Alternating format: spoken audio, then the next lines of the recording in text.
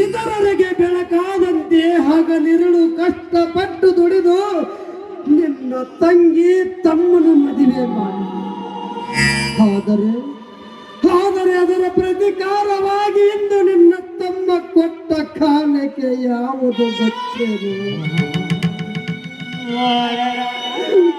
ನಿನಗೆ ಒದಕೆ ಕಪಾಳಕ್ಕೆ ಮೋಕ್ಷ, ಕಾಮುಕ ಪಟ್ಟ ಕಟ್ಟಿ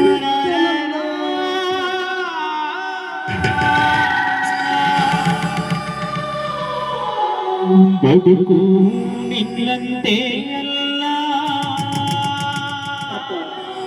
ಅಪ್ಪ, ನನ್ನ ತಮ್ಮ ನನಗೆ ಒದ್ದದ್ದು ಒಳೆದದ್ದು ನನಗಾವ ಕೋಪವೂ ಇಲ್ಲಪ್ಪ, ಕೋಪವೂ ಇಲ್ಲ.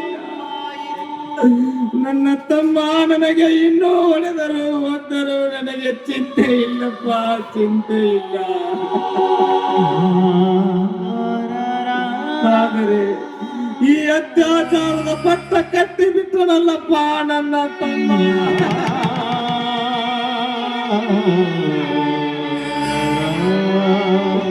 ಈ ಅತ್ಯಾಚಾರದ ಪಟ್ಟವನ್ನು ಹೊತ್ತುಕೊಂಡು ಈ ಹಾಳಾದ ಮುಖವನ್ನು ಈ ಸಮಾಜಕ್ಕೆ ನಾನು ಹೇಗೆ ಸಾರಿಸಲಪ್ಪ,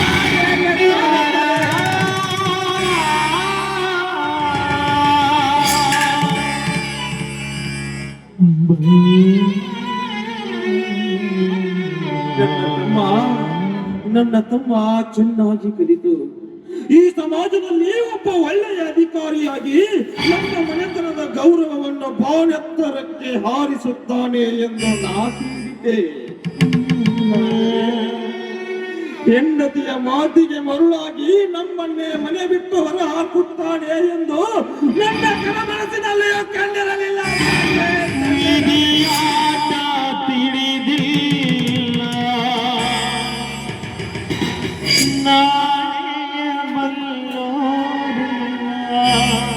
ಮಗು ಪ್ರಶಾಂತ್, ನೀನು ಮಾತ್ರ ನೊಂದುಕೊಳ್ಳದಿರಪ್ಪ, ನೀನು ಮಾತ್ರ. ಈ ಸಮಾಜಕ್ಕೆ ಒಂದಿಲ್ಲ ಒಂದು ದಿನ ಸತ್ಯ ಗೊತ್ತಾಗಲೇಬೇಕು. ನೀನು ಮಾತ್ರ ಎದೆಗೊಂದದಿರಪ್ಪ,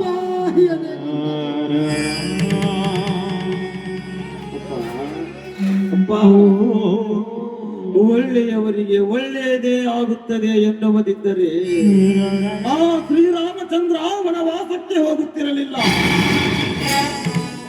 ಸತ್ಯ ಹರಿಶ್ಚಂದ್ರ ಸ್ಮಶಾನ ಕಾಯುತ್ತಿರಲಿಲ್ಲ. ಮೂರು ಲೋಕದ ಗಂಡನೆನಿಸಿಕೊಂಡ ಅರ್ಜುನ ಪ್ರಹಣ್ಣನೆಯಾಗುತ್ತಿರಲಿಲ್ಲ. ಆ ಸೀತಾ ಮಾತೆಗೆ ಅಗ್ನಿ ಪರೀಕ್ಷೆ ಬರುತ್ತಿರಲಿಲ್ಲ. ದ್ರೌಪದಿಗೆ ಅವಮಾನವಾಗುತ್ತಿರಲಿಲ್ಲ. ಅಪ್ಪ ನೋಡು, ನೀನು ಇಲ್ಲಿಯೇ ಯಾವುದಾದರೂ ಒಂದು ದೇವರುಗಳಲ್ಲಿ ಗುಡಿಯಲ್ಲಿ ಕುಳಿತುಕೋ. ನಾನು ಎಲ್ಲಿಯಾದರೂ ಹೋಗಿ ಹಮಾರಿ ಕೆಲಸವನ್ನಾದರೂ ಮಾಡಿ ಈ ಬಡ ಹೊಟ್ಟೆಗೆ ಹಿಡಿ ಅನ್ನ ತರುತ್ತೇನೆ.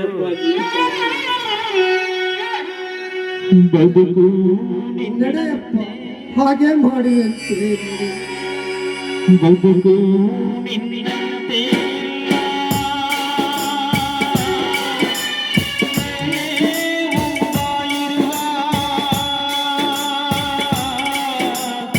ಬದುಕು